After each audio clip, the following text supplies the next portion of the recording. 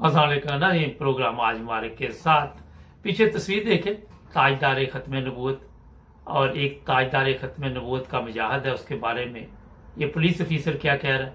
हमारे पास इसकी वीडियो मौजूद है, मगर हमें क्योंकि कॉपीराइट्स का इशू है तो ऑडियो सुनाएंगे, मगर ये तस्वीर जो पीछे स्क्रीनशॉट करके ली गई है ये असली है। सुनते हैं क्या ये साफ फरमा रहे हैं, फिर इस पे कुछ बातचीत ही करें। बिस्मिल्लाहिर्रहमानिर्रहीम। मैं एसपी सदर डिवीजन रावलपिंडी रायमदर इकबाल आपको क्राइम नंबर 771 सदर बेरूनी के बारे में ब्रीफ करना चाहता हूँ। सुने। ये क्राइम जो है, इसमें एक बच्चा है जवाद जाकिर, इसकी उम्र 12 साल है। इसको कल उसके अपने मौलम ने, जो एक मस्जिद का मौलवी है, मक्की मस्जिद थाना सदर बेरूनी की हद में, उसमें मौलवी साहब ने इसको सोडोमाइज किया। ये बच्चा 3:30 बजे कुरान मजीद की तालीम लेने के लिए जाता है और मस्जिद के अंदर ही इसको सोडोमाइज किया गया। और फिर क्राइम को छुपाने के लिए जो इसका मौलम है लियाकत हुसैन, उसने अपने लोकल सिंपैथाइजर्स को भी बुलाया और वो पुलिस के खिलाफ उन्होंने नारेबाजी भी की और प्रेशराइज भी किया कि मौलवी साहब तो ये काम कर ही नहीं सकते। लेकिन पुलिस ने अपना काम कानून के मुताबिक जारी रखा। रात को एफआईआर दर्ज की गई, मेडिकल करवाया गया जिसमें इस क्राइम का होना पाया गया है। और इस तरीके से ये जो इंसानियत सोच क्राइम है, इंसानियत के खिलाफ क्राइम है, उसको ऑन रिकॉर्ड लाया गया है। अब इसका डीएनए कराया जाएगा और बाकी कानून के मुताबिक कार्रवाई की जाएगी। मैं यहाँ पर वालिदैन के लिए एक मैसेज देना चाहता हूँ कि अपने जो बच्चे बाहर जा रहे हैं, स्कूल जा रहे हैं, मस्जिदों में जा रहे हैं, उन पर नजर रखें कि उनको पढ़ाने वाला कौन है, उनके साथ खेलने वाले बच्चे कौन से हैं, उन बच्चा किन के साथ बैठता है, बच्चा डरा हुआ तो नहीं है, टेरराइज तो नहीं है, बच्चे की हरकत और सकनात में या आदात में कोई तब्दीली तो नहीं आ रही है।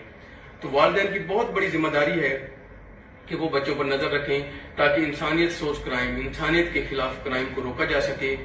और बाकी ये पुलिस आपकी है, हर दम तैयार है, हर चैलेंज को कबूल करने के लिए तैयार है ताकि आवाम की मालो जान की हिफाजत को यकीनी बनाया जाए। अच्छा, ये पुलिस ऑफिसर ने एक बड़ा अच्छा वालिदैन को मशवरा दिया। मैं भी इस तरह तवज्जो दिलाता रहता हूँ कि पाकिस्तान में आप देखें कि मस्जिद में भी काम क्या हो रहा है, मदरसे में क्या हो रहा है, स्कूल में क्या हो रहा है, और जगहों पे भी आपको इस तरह की रिपोर्ट मिलती है। एक चीज जो समझ में नहीं आने वाली ये है कि वालिदैन के सामने इस तरह के केस आते हैं, फिर जो लोग इस तरह ये पता नहीं पुरानी या नई वीडियो, इसका इशू नहीं है, मगर मैं आपको सिर्फ ये बताना चाहता हूं कि आप अपने बच्चों को बचा कैसे सकते हैं। जब आप देखते हैं कि ये बंदे ने ये काम किया है जिस तरह ये पुलिस ऑफिसर ने बताया, तो दूसरे लोग मिलकर पुलिस के खिलाफ नाराबाजी शुरू कर देते हैं। अब जो लोग इस काम में मुलव्वस होते हैं, पुलिस के खिलाफ मौलवी इनको इस्तेमाल करता है, उनके बच्चे भी तो अपने होते हैं, वो भी वालिदैन है। क्या वजह है कि मौलवियों ने इतना इन लोगों को आंधा कर दिया हुआ है कि वो इस तरह फौरी तौर पे पुलिस कह रही है कि इसने गुनाह किया है, जो मेडिकल रिपोर्ट है वो भी कह रही है कि ये इसके साथ जुल्म हुआ है, ज्यादती हुई है, मगर लोग आंधे हो चुके हैं। यही मैं आपको बताता हूं, लोगों के दिमाग जो है वो काम नहीं करते। लोगों को समझ नहीं है कि अगर कल को आपके बच्चे के साथ ये जुल्म होगा, ये ज्यादती होगी, तो फिर आप क्या करेंगे? फिर भी आप मौलवी के हक में नारे लगाएंगे। और ये माशरे की सबसे बड़ी बर्बादी है। इसी तरह अगर अदालतों में केस जाते हैं, वहां भी ये मौलवी पहुंच जाते हैं, वहां जाके भी यही काम करते हैं कि अदालतों को अंडर प्रेशर करते हैं। नाज़रीन, एक चीज ज़हन में रखें, मेरे एक तल्लक वास्ते वाले गैरत जमात दोस्त है, बड़ा मोहब्बत प्यार करने वाली फैमिली है, वो अपने बच्चों को मौलवी के पास नहीं भेजते मस्जिदों में। मैंने उनसे पूछा कि ये सब लोग कहते नहीं, हम नहीं भेजते, हम इनको घर में ही कुरान पाक पढ़ाते हैं। जब वो खतून कहती है कि मैं अपने बच्चों को कुरान पाक की तालीम के लिए ऑनलाइन सिस्टम है या क्या है, उसके जरिए तो मैं बच्चों के पास बैठती हूँ कि क्या कुरान मजीद पढ़ रहे हैं, स्पीकर खोल के पास बैठ के मैं ये चीजें सुनती हूँ। ये है अपने बच्चों को बचाने का एक तरीका, क्योंकि जब आप बाहर बच्चों को भेजेंगे तो हर तरफ भेड़िए आपको नजर आएंगे। और वहां पे आपने देखा क्योंकि एक केस नहीं होता, ये तो पुलिस वाला शरीफ आदमी वो सामने आके उसने ये केस बयान कर दिया। नॉर्मल पुलिस वाले की ये जरूरत भी नहीं होती कि सामने आके केस जो है वो बयान करे। आज अगर आप देखें बुराई हर जगह मौजूद है, ये नहीं कि बुराई किसी जगह पे नहीं है, यूरोप में भी हो सकता है, अरब ममालिक में, मगर सजा है वहां पे, यहाँ भी सजा है। जब कोई चीज सामने आ जाती है तो उसको सजा दी जाती है। हमारे तो सजा की जगह पे उसे सर पे चढ़ा लेते हैं, जनाब ये हीरो बन गया। आप यहां से अंदाजा लगाएं कि कितने हम समझदार लोग हैं। अब मैंने कई दफा देखा कि मीडिया पे आके बातें तो बहुत लोग करते हैं, मगर अपने बच्चों को बचाने के कोई उनके पास तरीके नहीं है। एक दो चीजों का इसमें मैं आपको मशवरा दे देता हूं। एक तो कोशिश करें कि बच्चों को ऑनलाइन जो भी इस्लामी तालीम है कुरान मजीद की वो दिलवाएं। दूसरा ये है कि आप जब भी बच्चों को ये मस्जिद में लेके जाएं, ऐसा टाइम रखें कि बच्चों के साथ खुद भी मस्जिद में जाएं, उधर मौलवी साहब के पास दूर बैठ जाएं ताकि वो कुरान मजीद पढ़ा ले, तो अपने बच्चे को आप वापस ले आए। अब 12 साल के बच्चे के साथ वालिदैन को भी होता है कि कैसे हम जाएं। फिर ये देखें कि अगर मौलवी साहब फैमिली वाले हैं तो उनको भी चाहिए कि अपनी बीवी बच्चों के सामने, अगर 12 साल का बच्चा तो कोई मसला नहीं है, आप उसको कुरान मजीद घर में पढ़ा सकते हैं, लेकिन बीवी घर में मौजूद हो। ये नहीं है कि वो कोई भी नहीं घर में मौजूद और आपने बच्चे को बुला लिया वहां पे। इस तरह भी अपने बच्चों को बचाएं, उन लोगों के साथ रहा कि आपको शरीफ मौलवी लभेगा कोई नहीं, मैं अंदाजा जल्दी की दिया जरा शरीफ होएगा कुरान मजीद नहीं पढ़ा रहा होगा, क्योंकि उसको और बड़े काम होंगे। इसलिए इन चीजों की तरफ बड़ी खास तवज्जो देनी चाहिए। और ये मौलवी को सजा होती जो पकड़ा जाता है या नहीं होता, ये तो बात का मसला है। जब इस तरह का कोई केस सामने आए तो फिर सोशल मीडिया पे बच्चों की तस्वीरें और वीडियो ना डालें। एक तो उनको वो ज़हनी तौर पे एक परेशानी वो बनी, दूसरा आप माशरे में उनकी तस्वीरें वीडियो डाल के तो फिर एक और नया ड्रामा शुरू कर देते हैं ताकि वो सारी जिंदगी सर झुका के जिए।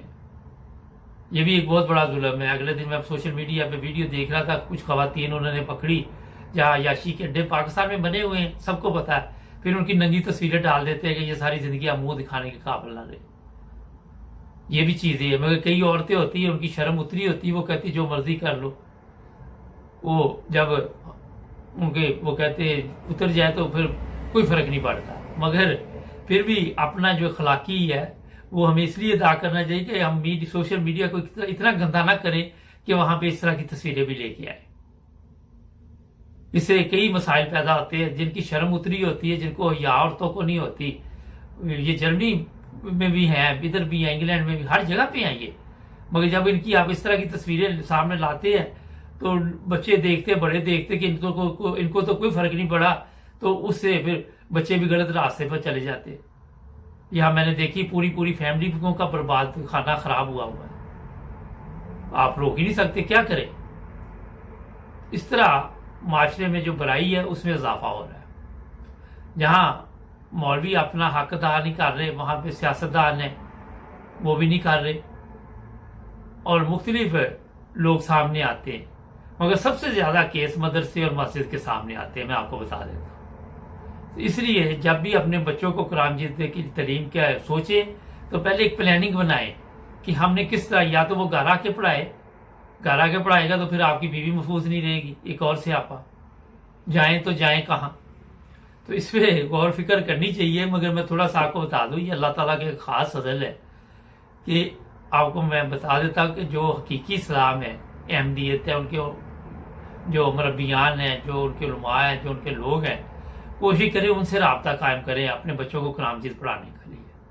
आपके बच्चे महफूज रहेंगे, ये मैं आपको बता देता हूँ। उससे जो ये रोजमर्रा मौलवी के काबू में आ जाते हैं बच्चे, वो चीजों से आप दूर हो जाएंगे। चाहे ऑनलाइन ही आप पढ़ा लें और फ्री में पढ़ाएंगे, ये पैसे भी नहीं होते इसके, मगर आपको ये ढूंढने पड़ेंगे क्या तरीका कार है। ये मुझे भी नहीं इतना पता कि जो गैर जमाल लोग हैं वो किस तरह इन अहमदियों जो मरबियान है या ऐसी खवातीन है जो कुरान मजीद पढ़ाती हैं कैसे पढ़ा, किसी के को पता हो तो मुझे बताएं ताकि हम उस पर प्रोग्राम करें। इस तरह के लोग भी सामने आने चाहिए जो ऑनलाइन यूरोप में बैठे, कहीं भी बैठे, वहां से बैठ के कुरान मजीद की तालीम दे सके। आज बहुत ईजी तरीका हो गया हुआ है, जरूरी नहीं कि आपने घर में जाके किसी के साथ ये जो या मस्जिद में बुला के किसी को करामजीत बनाना है। तशद्दुद भी बहुत बेशुमार होता है वहाँ पे, ज़हनी मजदूर बना दिया जाता है बच्चों को।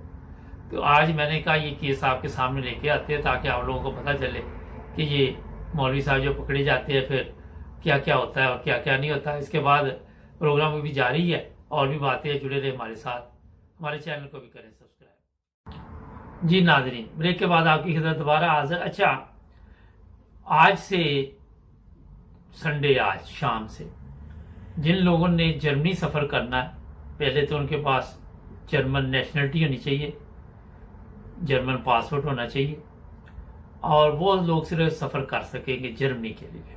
दूसरे लोगों पे पाबंदी लगा दी गई है। दूसरा ये है कि जिन लोगों ने वैक्सीन भी करवाई हो, पीसीआर टेस्ट भी करवाना पड़ेगा उन्हें, और साथ 14 दिन के लिए वो अपने घर पे भी रहेंगे। यानी कि 14 दिन घर में भी रहना है, कोरोना टेस्ट भी करवाना है सादा लफ्ज़ों में, और जो वैक्सीन वगैरह है उसके भी पेपर साथ होने चाहिए। और जर्मन नेशनल जो होगा वो सिर्फ जर्मनी के लिए सफ़र कर सकेगा।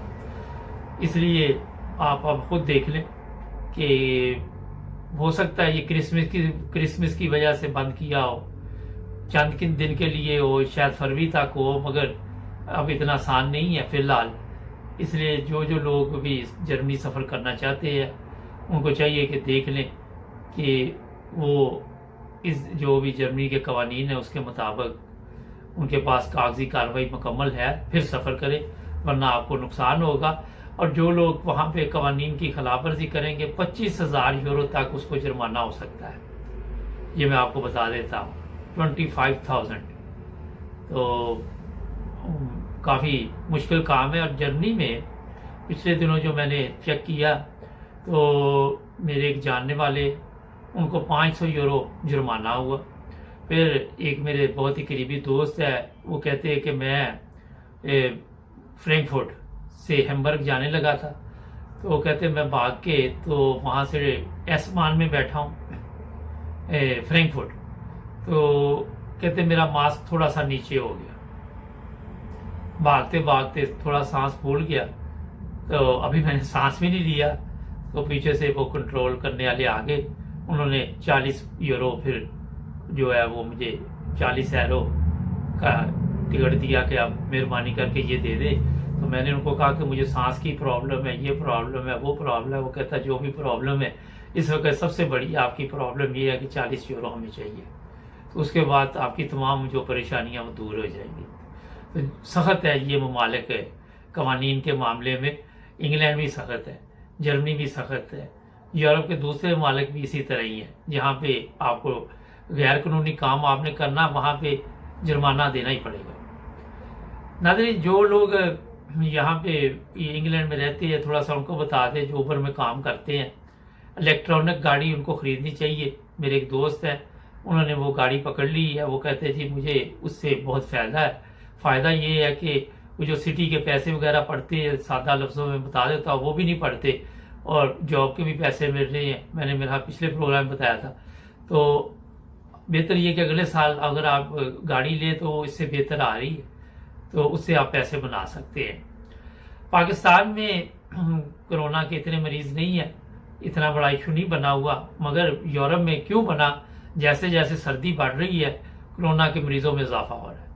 इंग्लैंड की खबर ये है कि 80-90 हज़ार लोगों को डेली ये कोरोना वायरस जो है वो हो रहा है। इसी तरह जर्मनी में भी बड़ी तेज़ी से फैल रहा है।